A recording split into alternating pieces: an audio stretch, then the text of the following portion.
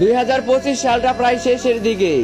2026 সালটা দেখতে পারবো কিনা এটা জানি না, তবে জানা অজানায় কারো মনে কষ্ট দিয়ে থাকলে দয়া করে আমাকে মাফ করে দিবেন।